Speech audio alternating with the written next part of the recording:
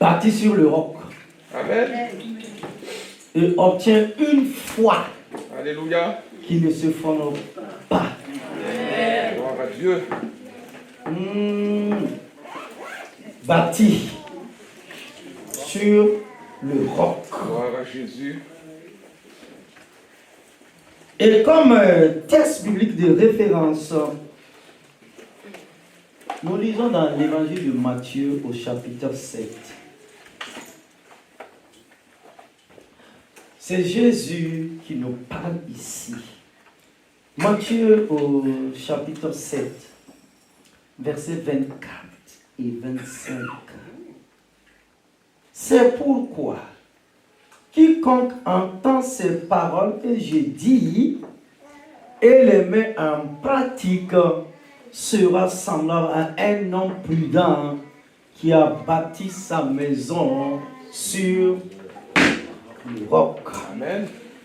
La pluie est tombée, les torrents sont venus, les vents ont soufflé et se sont jetés contre cette maison. Elle n'est point tombée parce qu'elle était fondée sur le roc. Je lis dans la Bible parole de vie. Matthieu 7. Qu'est-ce que Jésus nous enseigne? Qu'est-ce que Jésus veut nous faire comprendre? Il dit, celui qui écoute toutes ces paroles et m'obéit, celui-là ressemble à un sage. Le sage construit sa maison sur de la pierre. Verset 25. La pluie tombe, les rivières débordent, les vents soufflent et se jettent contre la maison. La maison ne tombe pas parce qu'on a posé ses fondations sur de la pierre. Verset 26. Mais celui qui écoute mes paroles et ne fait pas ce que je dis, celui-là ressemble à quelqu'un de stupide. Celui qui est stupide construit sa maison sur le sable. La pluie tombe, les rivières débordent, les vents soufflent et frappent la maison. La maison tombe et elle est complètement détruite. Quelqu'un peut acclamer la parole de Jésus.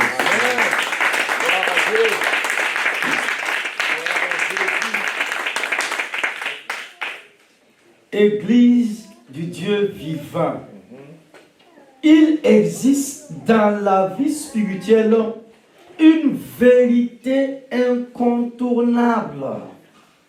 Tout homme construit quelque chose, qu'il en soit conscient ou non. Chacun bâtit une maison intérieure faite de conviction, de choix, de priorité, de dépendance et d'espérance. La question n'est donc pas de savoir si nous construisons, mais sur quoi nous construisons. Jésus, dans le sermon sur la montagne, ne présente pas deux catégories de bâtisseurs. L'un qui construit et l'autre qui ne construit pas, mais deux fondations différentes. C'est pourquoi quiconque entend ces paroles que je dis et les met en pratique sera semblable à un homme prudent qui a bâti sa maison sur le roc. Mais quiconque entend ces paroles et ne les met pas en pratique sera semblable à un homme insensé qui a bâti sa maison sur le sable. Matthieu au chapitre 7, les versets 24 et 26. La différence entre la stabilité et le fondement ne réside pas dans l'appartenance extérieure, ni dans la sincérité, ni même dans l'activité religieuse. Elle réside dans la fondation. Le roc n'est pas une idée, une doctrine abstraite ou une morale. Le roc est une personne. C'est la personne même de Jésus-Christ. Amen. L'Écriture affirme sa ambiguïté, car personne ne peut poser un autre fondement que celui qui a été posé, savoir Jésus-Christ. Amen. 1 Corinthiens au chapitre 3, le verset 11. En ce 21e siècle, peuple de Dieu, dans un monde marqué par l'instabilité, la rapidité des changements, les crises économiques et identitaires et spirituelles, la question du fondement devient cruciale. Les repères culturels s'effritent, les idéologies se succèdent, les systèmes vacillent et l'homme moderne, je dirais la femme moderne, bien qu'ultra connectée, demeure profondément fragile. La Bible avait déjà diagnostiqué cette instabilité. Malheur à ceux qui descendent en Égypte pour avoir du secours, qui s'appuient sur des chevaux et ne regardent pas vers le sein d'Israël. Ésaïe au chapitre 31, le verset 1. Dans cette confession, il n'y a ni hésitation, ni partage d'alliance. Dieu n'est pas un secours parmi d'autres. Il est le refuge suprême. Faire de Jésus notre rocher signifie reconnaître que lui seul possède l'autorité, la permanence et la puissance nécessaires pour soutenir l'âme humaine à travers toutes les saisons de la vie. C'est ce que je vous propose de voir en 3 points au cours de l'enseignement de la matinée. Premièrement, grand 1, Jésus, le seul fondement inébranlable. Faire de Jésus notre rocher n'est pas une métaphore poétique, c'est une affirmation théologique majeure. Dans toute l'Écriture, le symbole du rocher renvoie à la stabilité, à la permanence, à la force et à la protection. Dans un monde ancien, marqué par les guerres et l'instabilité, le rocher représentait un lieu d'abri imprégnable. Spirituellement, ce symbole exprime la nature même de Dieu, immuable, fidèle et indestructible.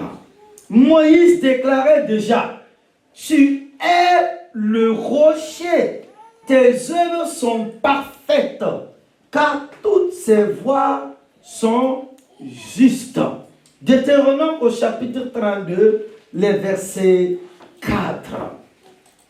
Bien avant la venue de Christ dans la chair, Dieu était déjà révélé comme le rocher d'Israël. Ce n'était pas une image occasionnelle, c'était une identité. Le rocher n'est pas seulement un soutien, il est une base. Il ne sert pas simplement de s'appuyer, mais de bâtir. Lorsque Paul écrit aux Corinthiens, car personne ne peut poser un autre fondement que celui qui a été posé, savoir Jésus-Christ. Il affirme une exclusivité absolue. Il ne dit pas que Jésus est un fondement parmi d'autres. Il ne suggère pas que l'on puisse combiner Christ avec d'autres sécurités spirituelles. Il établit une vérité radicale. Il n'existe aucun autre fondement légitime. Premièrement, petit 1, l'illusion des fondations humaines. Waouh! L'homme, je dirais, l'homme né de femme par nature cherche des sécurités visibles. Il bâtit sur son intelligence, sa réussite, ses relations, sa position sociale, sa stabilité financière ou même sur son expérience religieuse. Pourtant, toutes ces bases restent fragiles. Le psaume 146 met en garde. Ne vous confiez pas aux grands, aux fils de l'homme qui ne peuvent sauver. Leur souffle s'en va. Ils rentrent dans la terre. Et ce même jour, leurs desseins périssent. Psaume 146, versets 3 et 4. Toute fondation humaine est limitée par la mortalité, par l'imperfection et par l'instabilité. Ce qui paraît solide aujourd'hui peut se fondre demain. Une carrière peut s'arrêter. Une économie peut vaciller. Une relation peut se briser. Une santé peut décliner. La parabole de Jésus sur la maison bâtie sur le sable illustre cette réalité. La pluie est tombée, les torrents sont venus, les vents ont soufflé et se sont jetés contre cette maison. Elle est tombée et sa ruine a été grande, nous dit Jésus dans Matthieu au chapitre 7, les versets 27. Peuple de Dieu, ce qui est frappant, c'est que la maison sur le sable ressemblait extérieurement à l'autre. La différence n'était pas visible au départ. C'est la tempête qui révèle la nature même de la construction. Que Dieu bénisse les mamans, de la fondation. Et je vous prêcherai un jour les tempêtes de la vie. Ou les tsunamis de la vie. Ainsi, une foi superficielle, émotionnelle ou simplement culturelle peut tenir en période calme. C'est-à-dire quand tout va bien, mais s'effondre dans l'épreuve. Deuxièmement, l'humiliabilité de Christ, la garantie de stabilité. Si Jésus est le seul fondement valable, c'est parce qu'il est humiliable. L'Écriture affirme quoi? Jésus-Christ est le même hier, aujourd'hui et éternellement. Oh, alléluia. Dans un univers soumis au changement, au vieillissement et à la corruption, Christ demeure constant. Amen. Son caractère ne varie pas. Sa puissance ne diminue pas. Ses promesses ne s'altèrent pas. L'humiliabilité divine est une nécessité pour qu'une fondation soit fiable. Si Dieu changeait, notre sécurité sera relative. Mais parce qu'il demeure identique, notre foi peut s'ancrer sans crainte. Le prophète Malachie rapporte cette déclaration divine. Car je suis l'Éternel. Je ne change pas. Amen. Il est l'Éternel, il ne change pas. Malachie 3:6. Bâtir sur Christ Jésus, c'est choisir une stabilité qui transcende les circonstances. Cela signifie que ma paix ne dépend plus de mes conditions extérieures, ni de la constance de celui en qui je crois. 3. Troisième petit toit, le rocher éprouvé par la tempête.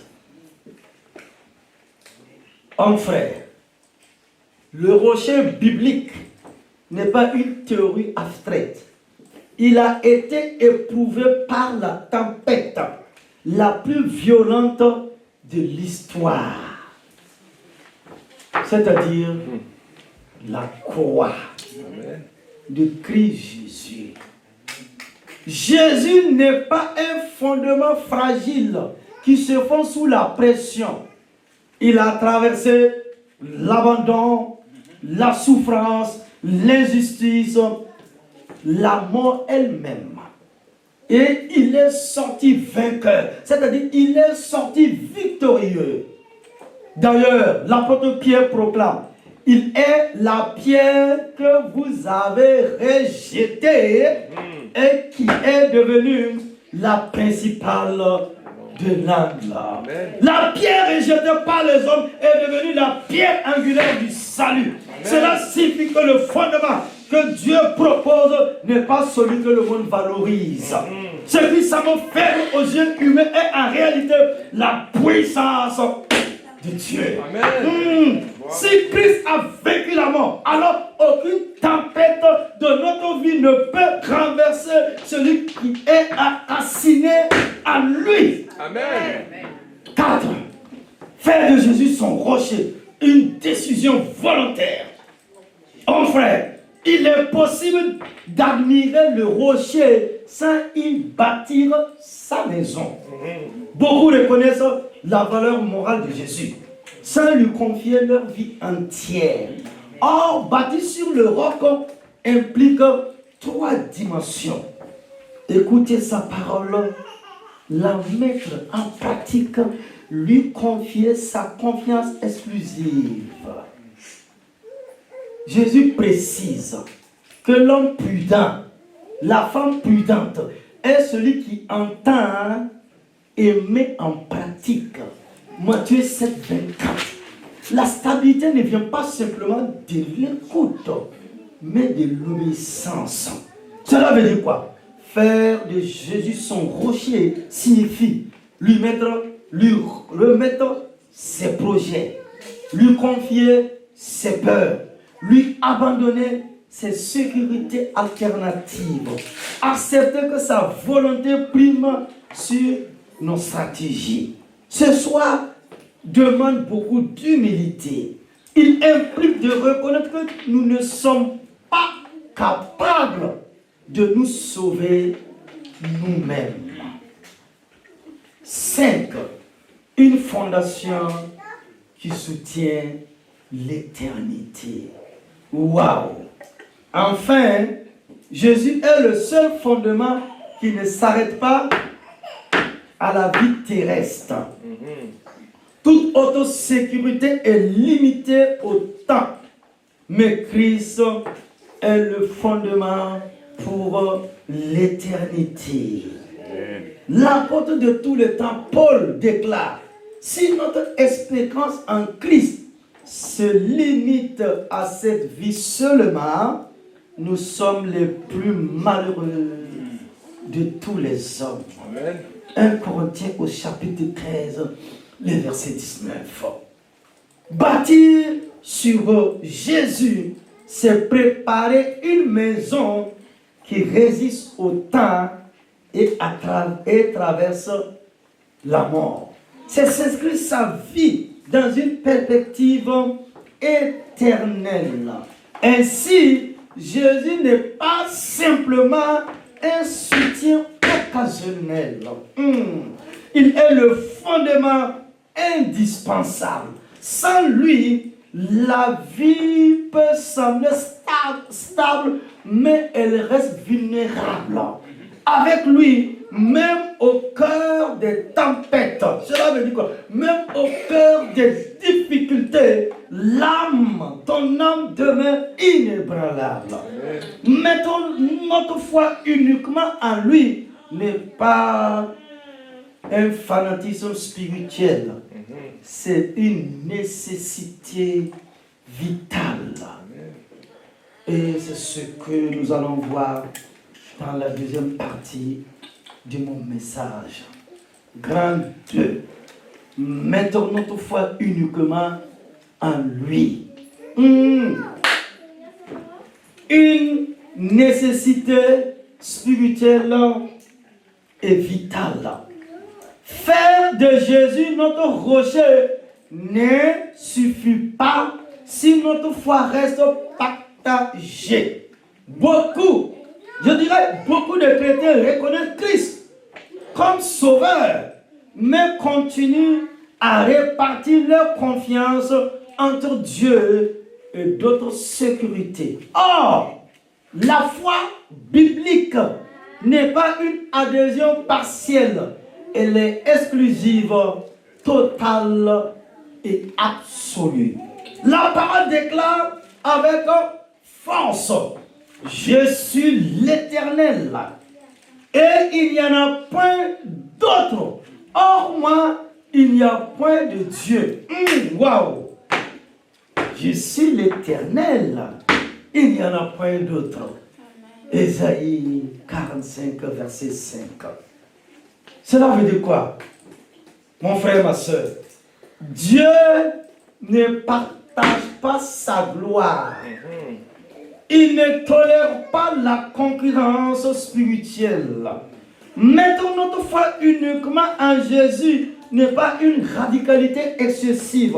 C'est la seule posture cohérente face à sa souveraineté. Premièrement, la foi partagée affaiblit la confiance. L'être humain a tendance à sécuriser son avenir par des plans B, C, D, E, F. Plan B. Nous disons faire confiance à Dieu, mais nous gardons des alternatives. Nos relations, notre argent, notre intelligence et notre influence. Pourtant, l'Écriture affirme: maudit soit l'homme qui se confie dans l'homme qui prend la chair pour appui. Jérémie, il est dur avec nous le prophète. Jérémie 17, verset 5. Ce verset peut sembler dur, mais il révèle une vérité profonde. Toute confiance placée ultimement dans l'humain finit par décevoir. Cela ne signifie pas que les relations sont inutiles, mais qu'elles ne peuvent être le fondement ultime. La foi divisée produit l'instabilité émotionnelle, l'inquiétude permanente, la peur de perdre nos sécurités, une dépendance excessive aux circonstances. Jacques écrit: l'homme irrésolu est inconstant dans toutes ses voies. Jacques 1,8. Une foi partagée crée une âme divisée. Et une âme divisée ne peut pas expérimenter la paix profonde. 2. Jésus est suffisant pour toutes les dimensions de la vie. Notre foi, mettre uniquement notre foi en lui, suppose de croire qu'il est suffisant. Non seulement pour le salut éternel, mais pour chaque aspect de notre existence. Paul déclare: en lui, en Christ Jésus habite corporellement toute la plénitude de la divinité. Cela veut dire quoi? Nous avons tout pleinement en lui. Amen. Nous, Colossiens 2, versets 9 et 10, nous avons tout pleinement en Jésus. Église, cette déclaration est puissante. Vous avez tout pleinement en lui. Cela signifie que Christ n'est pas un complément. Il est la plénitude. Ce n'est pas un complément alimentaire. Ce n'est pas un complément alimentaire ici. Christ, il est la plénitude. Cela veut dire quoi? Il est notre sagesse, il est notre paix, il est notre justice, il est notre rédemption, il est notre force. Sinon, il est notre bénédiction. Il est notre tout en tout. Christ Jésus. Alléluia. Lorsque nous cherchons ailleurs ce que Dieu a déjà donné en Christ Jésus, nous démontrons inconsciemment que nous doutons de sa suffisance. Il s'appelle El Shaddai. Amen. Beaucoup prient, mais continuent à vivre comme si tout dépendait d'eux. Or, la foi exclusive consiste à transférer le poids de notre vie sur celui qui a déjà porté nos péchés, nos maladies, notre malédiction à la croix de Golgotha. Amen. 3. La foi exclusive libère de la peur. La peur est souvent d'une confiance mal placée. Lorsque notre sécurité repose sur des éléments fragiles, nous vivons dans l'angoisse de les perdre. Mais lorsque notre foi est ancrée uniquement en Christ, une paix surnaturelle s'installe. Le psalmiste proclame: l'Éternel est ma lumière et mon salut. De qui aurais-je crainte? L'Éternel est le soutien de ma vie. De qui aurais-je peur? C'est fort, ces paroles. Ma soeur, mon fils, ma fille, ta vie, elle ne t'appartient plus. Amen. Elle appartient à celui qui a vaincu Satan. À Alléluia. celui qui a vaincu l'enfer. Gloire à Dieu. Celui qui a vaincu les ténèbres. Gloire à Jésus. Celui qui a vaincu le chef des démons. Il a dit: je suis le même, je ne change point. Amen. Homme frère, le sang qui a coulé à Golgotha, c'est un sang éternel là, pour nous arracher des griffes.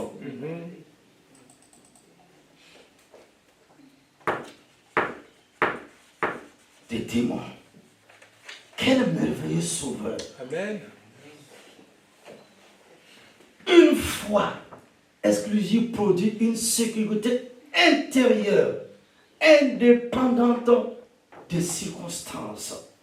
David pouvait affronter Goliath, non parce qu'il était plus fort, mais parce qu'il était convaincu que Dieu était plus grand. Amen. Celui qui est en moi est plus grand que celui qui est au dehors. Pierre a dit, j'étais à la prière matinale, 1 heure de prière.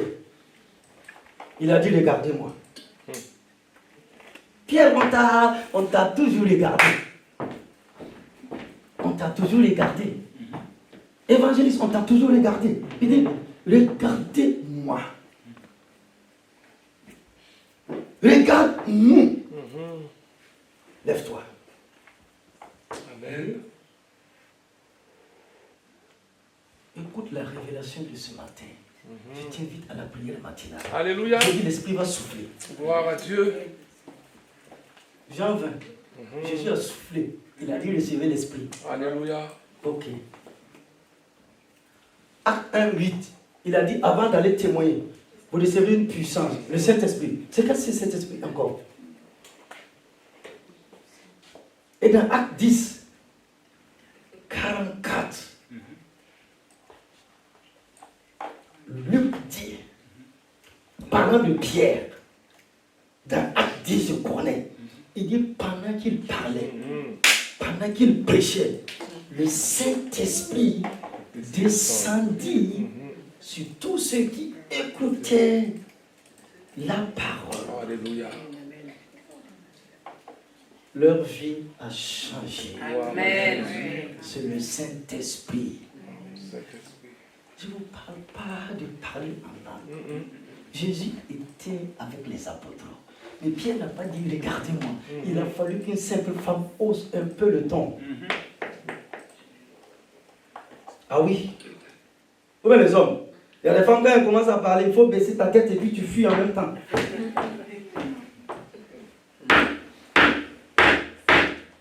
Mais quand... Oui, Jézabel.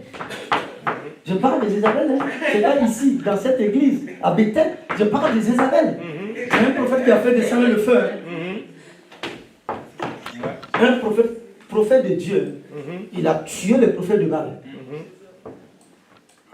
Jézabel a dit, allez-y dire à Élie, si demain à 7 heures, s'il a encore sa tête, hein, donc je ne suis pas Jézabel. Il a fui ou pas, mon fils? Ah oui. Est-ce que vous voyez? Je suis en train de vous amener à quelque part. Quand le Saint-Esprit vient, l'atmosphère change. Amen. Regardez cet homme de l'Ancien Testament. Il dit, Éternel, mon âme soupire après toi, comme une biche soupire après le courant d'eau. Regardez là, sa grande recherche. C'est pendant qu'il était attaqué, pendant qu'il était poursuivi, il voulait le divin en lui. Amen. Le surnaturel, Amen. la puissance, l'onction, le feu.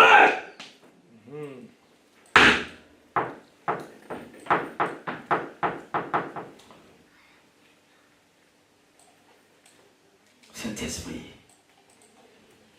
j'entends un bruit là. Gloire à Dieu.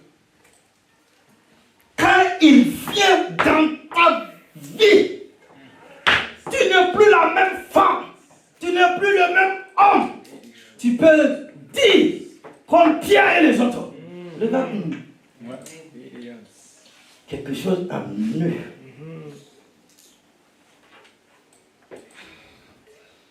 Mon âme soupire après toi. Oui.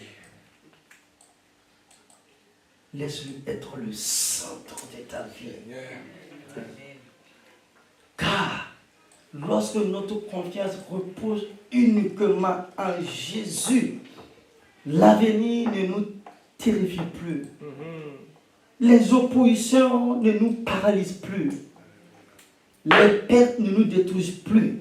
Les crises ne nous écrasent plus.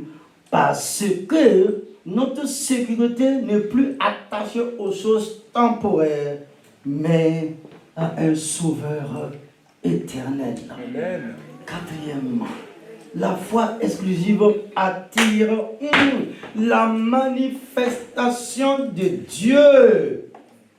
Dans les évangiles, Jésus réagit toujours à la foi totale.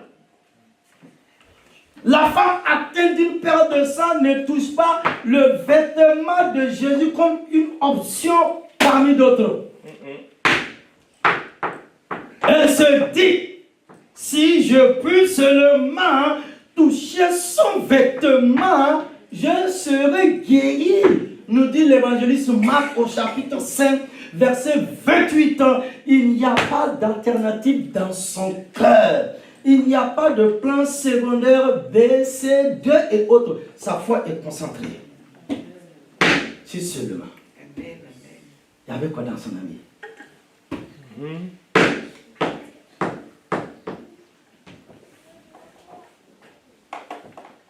Vous savez,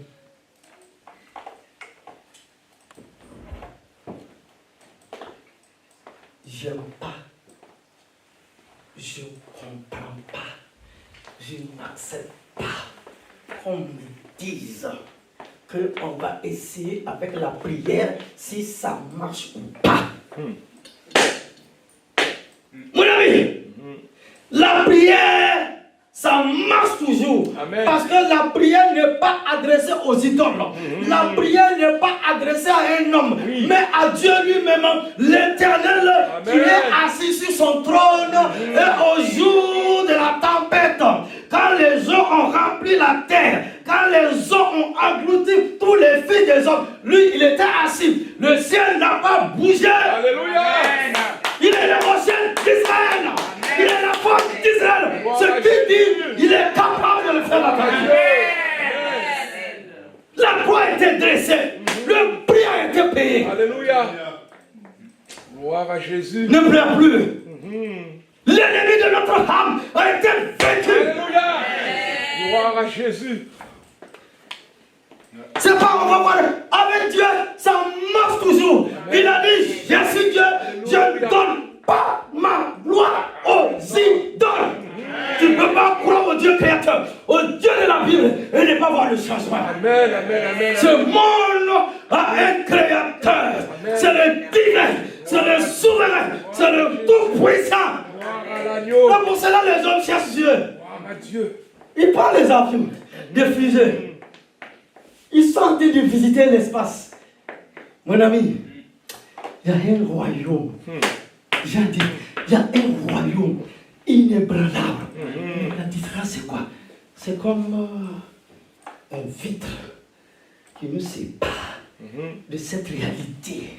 Il y a un autre monde invisible, plus puissant, plus glorieux, plus merveilleux que ce que nous pouvons voir sur cette terre.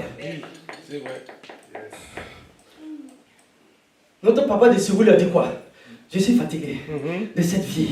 Je suis fatigué. Je n'aime plus cette vie. Je ne veux plus rester sur cette terre. Je vais aller dans la gloire. Il a commencé à chanter. Il dit, Dieu, tu attends quoi? Tu attends quoi pour venir me prendre? Il y a trop de larmes. J'ai vu le ciel. J'ai vu la gloire. J'ai vu ce que Jésus m'a réservé. Je ne veux plus rester dans ce bas monde, ce monde pourri. Ah.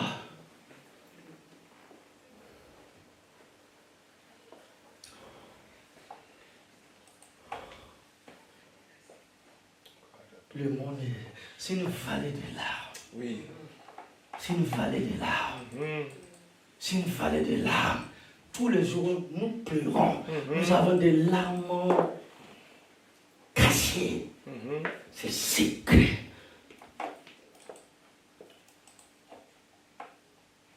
L'appui inébranlable. C'est le rocher. Il dit, il est le rocher éternel. Amen. Il dit, dans sa parole, il est le rocher de tous les âges. Jésus de Nazareth est vivant. Gloire à Jésus. Il est plus vivant que jamais. Oui. Dans ton cœur, Oui. dans ton cœur, Oui. dans ton cœur, dans ton cœur. Je vois que quelque chose va se passer. Acclame Jésus! Alléluia. Jésus de Nazareth. Gloire à Jésus. Gloire à Jésus. Dans ce texte de Marc, au chapitre 5, Jésus déclare, ma fille, ta foi t'a sauvée. Amen. Ah.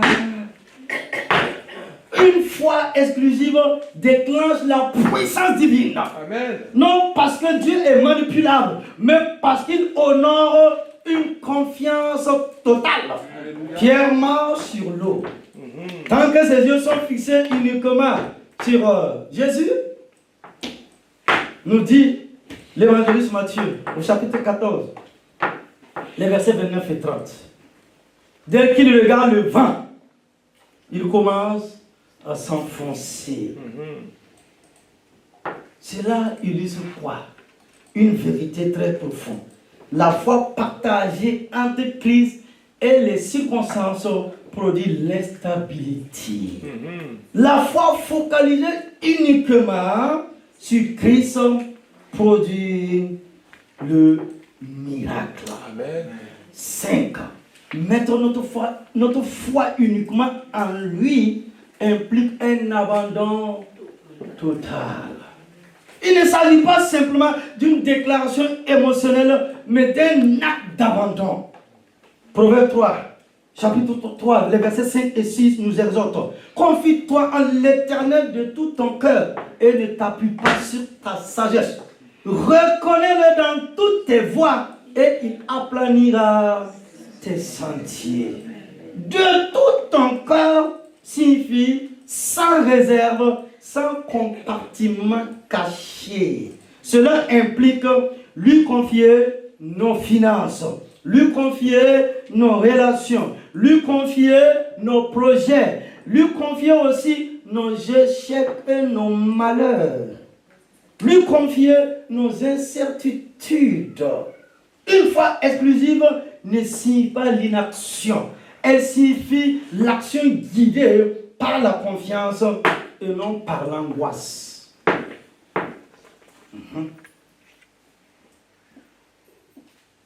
6. Une foi exclusive prépare à l'éternité. Enfin, mettre notre foi uniquement en Jésus, c'est choisir une sécurité éternelle. Jésus affirme, je suis la résurrection et la vie. Celui qui croit en moi vivra, quand même il serait mort. Jean 11, verset 25.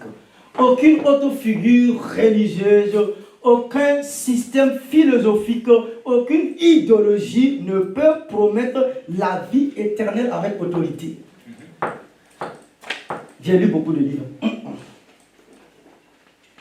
Mais la foi inclusive en Christ Jésus n'est pas une fermeture d'esprit. C'est l'adhésion à la vérité révélée. Ainsi, mettons notre foi uniquement en Jésus, stabilise notre âme, nous libère de la peur, déclenche la puissance divine, garantit une espérance éternelle. Et troisièmement, pour terminer, une foi ancrée en Jésus produit une vie inébranlable. Église de Dieu, mettre notre foi uniquement en Jésus n'est jamais théorique. Une foi véritable produit des effets visibles et transforme notre manière de penser, de réagir et de traverser les épreuves et les situations difficiles de la vie. Amen. Jésus lui-même déclare: quiconque entend ces paroles que je dis et les met en pratique sera semblable à un homme prudent qui a bâti sa maison sur le roc. La pluie est tombée, les torrents sont venus, les vents ont soufflé. Ça vous rappelle la barque? Ils se sont jetés contre cette maison. Elle ne point tombée parce qu'elle était fondée sur le roc.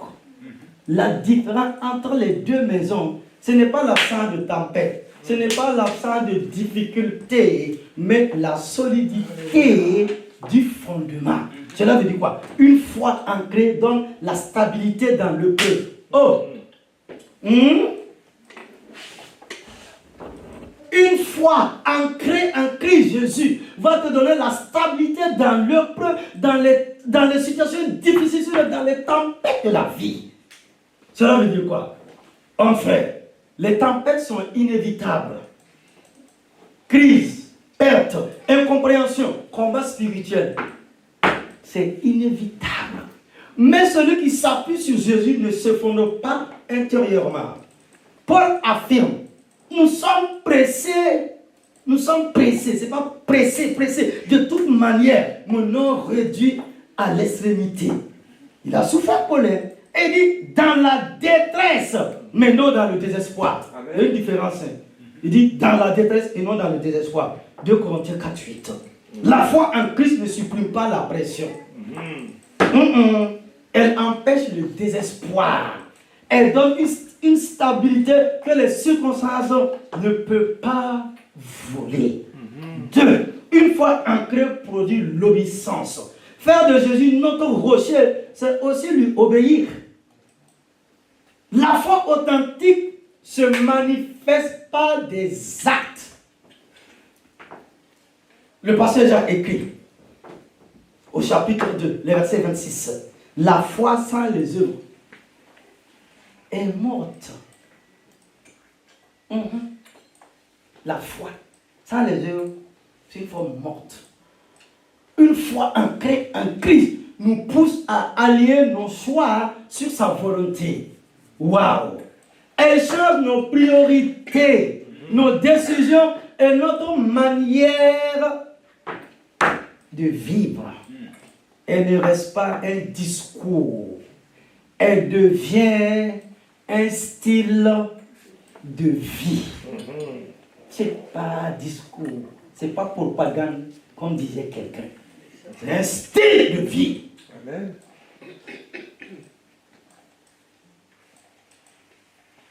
Une foi ancrée en Jésus rend victorieux. Lorsque notre confiance est uniquement en Jésus, nous marchons dans la victoire qu'il a déjà remportée au poteau de la croix. Car tout ce qui est né de Dieu triomphe du monde. Amen. Et la victoire qui triomphe du monde, c'est notre foi. 1 Jean 5,4.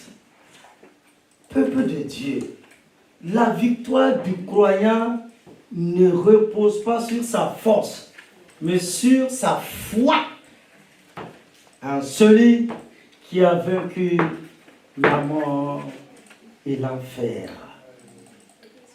Amen. Conclusion. Je vais conclure et nous allons prier sérieusement. Conclusion. Faire de Jésus notre rocher n'est pas un slogan spirituel ni une belle image biblique destinée à embellir nos discours religieux. C'est une décision existentielle, radicale et déterminante. C'est choisir le fondement sur lequel reposera toute notre vie, nos choix, nos combats, nos relations, notre destinée éternelle. Jésus-Christ est le même hier, aujourd'hui et éternellement. Ce que le monde peut offrir, Jésus l'incarne. La permanence, la fidélité, la vérité absolue. Bâtir sur Christ signifie accepter que lui seul soit le fondement non négociable de notre existence sur la terre des hommes. Cela implique d'abandonner toute notre double confiance, tout appui caché, toute sécurité parallèle. Car on ne bâtit pas à moitié sur le roc et à moitié sur le sable. Le sable peut sembler stable tant que la météo est clémente. Mais il révèle sa fragilité lorsque les tempêtes surgissent. Ceux qui vivent dans les îles peuvent témoigner. Ces dernières années, et de l'autre côté des États-Unis, regardez, des hommes et des femmes, ils ont économisé toute une vie pour construire leur maison. Le vent, la tempête est venue. Même en France. D'accord. Je préfère parler au loin. Comme je parle aux Français, Françaises. Vous voyez. Quand la dame va sortir, la dame d'ici va parler de la météo. Les gens tremblent. Dieu, les tempêtes. Et la tempête s'arrête. La foi authentique ne se mesure pas dans les saisons difficiles. Mais dans les moments où tout vacille, c'est là que se révèle le fondement. Ou bien, quand c'est facile, quand c'est doudou, on a la foi. Il suffit seulement. Hello, mais vous avez la foi. Ça se voit dans votre regard. Le prix que vous payez. Vous êtes là pas parce qu'il n'y a pas de problème. Qui n'a pas de problème ce matin? Il peut lever la main. Qui n'a pas de problème? Ah! Hey Jésus!